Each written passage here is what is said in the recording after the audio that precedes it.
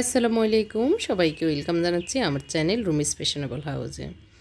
অনেক দিন পর আসলাম আপনাদের মাঝে আরেকটি নতুন ব্লগ নিয়ে। আশা করি আল্লাহর অশেষ রহমতে আপনারা সবাই ভালো আছেন। আমিও আল্লাহর রহমতে এবং আপনাদের দোয়া মতো আলহামদুলিল্লাহ ভালো আছি। গত 5-6 দিন আমি ব্লগ না দেওয়ার কারণটা ধীরে ধীরে বলবো। পুরো ভিডিওটা জুড়েই আমার সাথে থাকুন। আশা করি আপনাদের শেষ পর্যন্ত দেখলে ভিডিও ভালো লাগবে।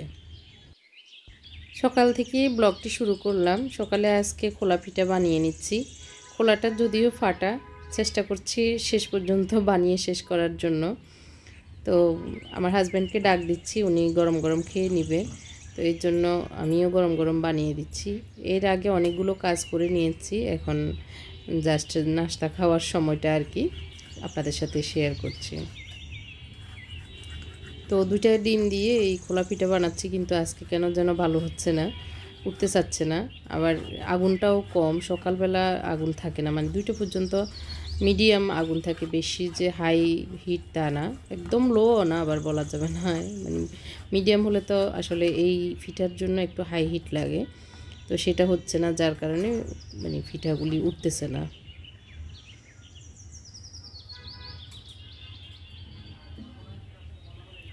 তো খাওয়া হবে হচ্ছে ইয়ে দিয়ে, গতকালকের তরকারি ছিল, তরকারি সবজি সেটা দিয়ে আর নারকেল গুড় রেখেছি, যেভাবে ইচ্ছা খেতে পারবে এটা আর কি।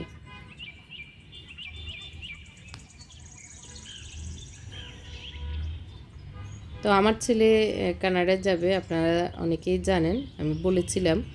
তো ও যাওয়ার পূর্ব প্রস্তুতি হিসেবে আসলে অনেকগুলো কাজ বাকি আছে, সেই কাজগুলি ধীরে ধীরে করতেছি। তো এর ভিতরে অনেক বেশি ঠান্ডা, যার কারণে এই দিনগুলি আসলে বের হব বলেও বের হওয়া হচ্ছে না। আর আমার ছেলেও টুকটাক ওর যে কাগজপত্রের কাজগুলি আছে সেগুলি করে নিচ্ছি। এদিক দিয়ে আমি গতকালকে যে ভাপা পিঠা বানিয়েছিলাম সেটা কিছু অংশ রয়ে গিয়েছে, তো আমি একটু গরম করে দিচ্ছি। আর এদিক দিয়ে আমার জন্য বাদাম ভেজে নিচ্ছি। একটু বাদাম খেতে ভালো লাগে। ডায়েট যে একদম 100% পালন করতে পারছি তা না, মাঝে মাঝে ছুটে যায়, কিছু কিছু বাদ পড়ে যায়, বা একটু একটু ভাত রুটি একটা একটা খেয়ে ফেলতেছি। তো প্রপার ডায়েট আবার শুরু করব, তবে মানে সারাদিনের কোনো এক সময় না কোনো এক সময় বাদামটা মুখে দিতে ভালোই লাগে। তো সেজন্য বাদামগুলি একটু ভেজে নিচ্ছি। আর এগুলি ইন্ডিয়ান বাদাম, যার কারণে অনেক যে মজা তা না, এগুলি একটু ইয়ে টাইপের, তিতা টাইপের আর কি, একদম মানে বেশি তিতা না। আমাদের দেশিগুলো যেরকম মিষ্টি মিষ্টি সেরকম না, এগুলি একটু অন্যরকম। যাই হোক, তারপর অনেক বড় বড় বাদাম, খেতে ভালোই লাগে, খারাপ না আর কি। তো আমি একটু হালকা মানে গরম আছে এই অবস্থায় ঢুকিয়ে ফেলতেছি, মুখটা হালকা রাখবো, আগে রুমে নিয়ে যাই, আমার রুমে রাখি আর কি। তো এগুলো ভাজা টাজার পরে এখন রান্নাটা বসিয়ে দিচ্ছি। আদা রসুন পেস্টটা একটু দিয়ে, অল্প একটু দিয়ে, একটু লবণও অল্প একটু দিয়ে আমি এই মুরগির গোশতটা ভেজে নিব। তো আজকে একটু বাসমতি রাইস এনেছিল আমার হাজব্যান্ড ইন্ডিয়া থেকে, তো সেগুলি দিয়ে একটু বিরিয়ানি রান্না করব। তো তেলে পেঁয়াজ বেরেস্তা করে নিচ্ছি, ভেজে নিচ্ছি। তো এই জন্য তেল দিয়ে এইভাবে রেখে বেরেস্তাটা উঠিয়ে তারপরে এই তেলে আমি মুরগিগুলো মানে মুরগির গোশতটা ভেজে নিব। তো এর ফাঁকে একটু ম্যারিনেট হতে থাকুক, একটু জাস্ট হালকা আদা রসুন আর একটু লবণ দিয়ে মেখে রেখেছিলাম। তো ব্রাউন হয়ে যাওয়ার পরে আমি এখন পেঁয়াজগুলো উঠিয়ে রেখেছি। আর এদিক দিয়ে আমি আলু সিদ্ধ করে রেখেছিলাম, তো এখন একটু লবণ দিয়ে এই আলুগুলো একটু ভেজে নিই। নতুন আলু মানে সিদ্ধ হয়ে গেছিলো, যার কারণে খুব তাড়াতাড়ি ভাজা হয়ে যাবে।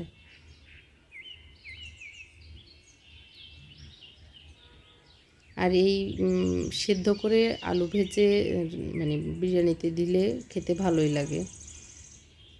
আবারও আমি একটু লবণ একটু চিনি দিয়ে দিচ্ছি এই তেলে। চিনিটা দেওয়ার কারণ হচ্ছে একটু ক্যারামেল টাইপের হবে, আর মুরগির গোশতটাও একটু লালচে হবে। তো ওই অবস্থায় বিরিয়ানিতে দিলে খেতে ভালোই লাগে।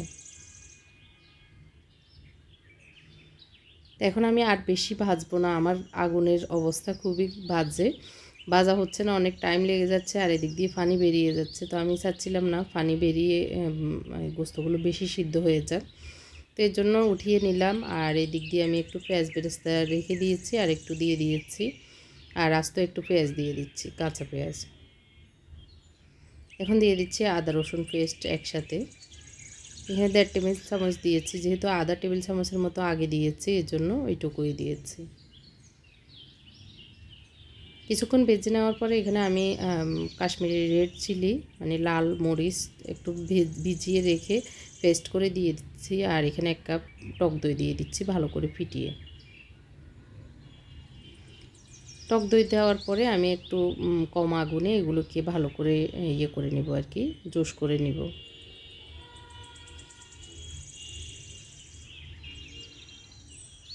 এরপর দিয়ে দিচ্ছি রাঁধুনি বিরিয়ানি মশলা।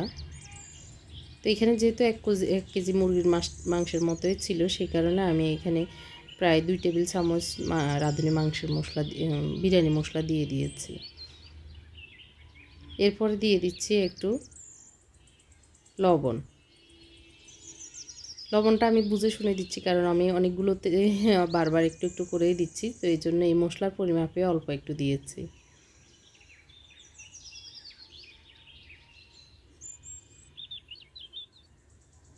এই যে মশলাটা কষানো হয়ে যাওয়ার পরে মুরগি গোশতগুলো ঢেলে দিয়েছি।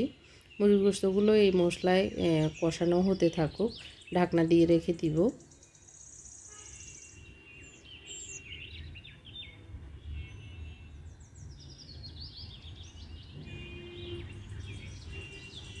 তো আবারও একটু নেড়ে চেড়ে দিচ্ছি উল্টিয়ে পাল্টিয়ে।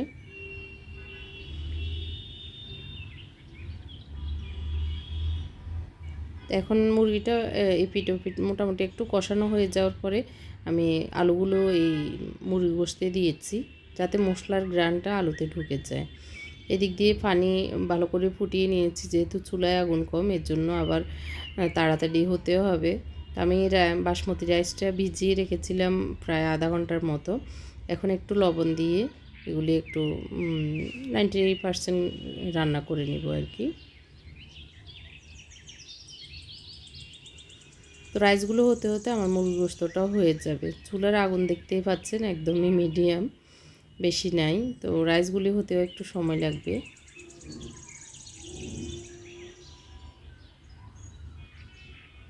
তো যেটা বলছিলাম, আমার ছেলের প্রস্তুতির জন্যই আসলে আমি ভিডিওগুলি দিতে পারতেছি। তো আসলে প্রস্তুতি আবার হচ্ছে মনও ভালো নাই, যদিও অনেক দিন থেকে ওর ভিসা হোক বা ও যাক ইউরোপ কান্ট্রিতে, ওরও ইচ্ছা, আমরাও চাচ্ছিলাম, চেষ্টা করেছিলাম আর কি। তো এর ভিতরে আল্লাহর রহমত হয়তো আল্লাহ কল্যাণ রেখেছেন, এর জন্যই ভিসা দিয়েছেন। কিন্তু ভিসা দিয়ে হওয়ার পর থেকে মনটা বেশি ভালো নাই। মনে হচ্ছে আমরা পাখির ডানা থেকে ছানাগুলোকে উড়িয়ে দিচ্ছি। তো নিজের কাছ থেকে যখন সন্তানেরা চলে যাবে বা যায়, তখন মায়েদের অবস্থা কী সেটা আমরা মায়েরা যারা দিচ্ছি বা চলে যাচ্ছে মায়েদের কাছ থেকে তারাই বুঝি। তো আমার মনে হচ্ছে, যদিও আমার ছেলে মালয়েশিয়ায় পড়াশোনা করেছে, তারপরে এর ভিতরে করোনার কারণে এসে আবারও আমাদের সাথে ছিল বা মা বাবার সাথে সময় কাটানো হয়েছে। তো এতদিন আর মনে হয়নি আমাদের কাছে, যেহেতু আমাদের সন্তান ছিল, অনুভব হয়নি। তো এখন আবার যেহেতু চলে যাবে, আর কথা হচ্ছে মালয়েশিয়া থাকলেও মনে হচ্ছে যে কাছে ছিল, যখন তখন আসতে পারবে এরকম মনে হয়েছে। কিন্তু এবারে মনে হচ্ছে যে অনেক দূরে চলে যাচ্ছে, আর সহজে আসলে দেখব কি দেখব না। তারপরে এমনিতেও আসলে ছেলেরা যখন বড় হয়ে যায়, মা বাবার থেকে একবার যখন দূরে চলে যায়, তখন আসলেই তখন মানে অনেক দূর হয়ে যায়। তখন তাদের জীবন গড়তে হবে, এটাই স্বাভাবিক। তখন তাদেরকে বিয়ে করাবো, বিয়ে করলে তো স্বাভাবিক ব্যাপার, তাদের সংসার হবে। তো এইভাবে আস্তে আস্তে ধীরে ধীরেই তো মা বাবার কাছ থেকে ছেলেরা দূরে সরে যায় বা দূরে যেতেই হয়, এরকম আর কি। তো এই বিষয়গুলি যখন মাথায় আসে, তখনই খুব কষ্ট লাগে আর কি। তো আস্তে আস্তে একজন একজন করে এভাবে মনে হয় দূরে চলে যাবে আর কি। তো আমি ধীরে ধীরে বিরিয়ানিটা এভাবে একটু একটু করে সব কিছু দিয়ে মেরিনেট মানে দমে দিয়ে দিব এটা আর কি। একটু মিল্ক পাউডার দিয়েছি, আর একটু দিয়ে দিচ্ছি জর্দার রং আর কি। তো এখন ঢাকনা দিয়ে দিব। তো আমাদের 5 জনের পরিমাপে দুপুরের জন্য হবে এরকম পরিমাপে করে বিরিয়ানিটা তৈরি করে নিয়েছি। এখন সবাই নামাজ পড়তেছে, তো এখন আমার ছেলের জন্য কেনাকাটা করতে বের হব ভাত খেয়ে। তো এর জন্য সবাই নামাজ পড়ে খাওয়া খেয়ে বেরিয়ে যাবে প্ল্যান চলছে আর কি। তো আমি টেবিলে সব কিছু দিয়ে দিয়েছি, এরপর এর ভিতরে ওরা নামাজ পড়ে নিয়েছে। তো খুব সুন্দর জর্জরা বিরিয়ানিটা হয়েছে। তো আমার ছেলের জন্য সবাই দোয়া করবেন, আল্লাহ পাক যেন আমার ছেলের মনের আশা পূর্ণ করে, সহিভাবে দুনিয়া এবং আখিরাতের কল্যাণে যেন কাজ করতে পারে, যেন ইসলামের ছায়াতলে যেন থাকতে পারে, সেই দোয়া করবেন। আসলে ইউরোপ কান্ট্রিতে তো সব কিছু ফ্রি, আমরা মুসলমানরা টিকে থাকা খুবই কঠিন। তো আল্লাহর রহমতে শিক্ষা আমরা মা বাবা হিসাবে ইসলামের শিক্ষা দেওয়ার চেষ্টা করেছি, বাকিটা ওদের উপরেই ওরা করবে। আশা করি আমার ছেলেরা ওই রকম হবে না। এখানে একটু লাচ্ছি বানিয়ে নিয়েছি আজকে বিরিয়ানির সাথে খাওয়ার জন্য, খুবই টেস্ট হয়েছে আজকের বিরিয়ানিটা। তো আমারও লোভ লাগতেছে, একটু আমিও পাতে নিব, বসবো, সবাই মিলে একটু খাবো এই আর কি। তো আসলে বলে না, যেতে নাহি দিব হয় তবু চলে যায়, তবু যেতে হয়, তো সেরকমই আর কি। তো যে অনেক ইচ্ছে থাকলেও আবার দিয়ে দিতে হবে এরকম আর কি, না দিতে চাই। আজকে আমার ছেলের কেনাকাটার জন্য বেরিয়েছি। প্রথমে এই যে বিজয়নগর, এখানে হচ্ছে বিজয়নগর পাশে আর কি, এখানে আমরা চশমা দোকানে ঢুকেছি। ওর চশমা লাগবে, 2-3টা চশমা তৈরি করে দিব, মানে নতুন চশমা। তো প্রথমে এই দোকানটাতে ঢুকেছি, ঢুকে যে চশমাগুলি পছন্দ হয়েছে সেগুলি ভালো লেগেছে। পরে অন্যান্য দোকানে গিয়েও আর ভালো লাগতেছিল না, তো শেষমেশ এই দোকানে এসে এই 2টা চশমার অর্ডার দিয়ে আমরা এখন আবার চলে যাচ্ছি বঙ্গ মার্কেটে আর কি, বঙ্গবাজারে।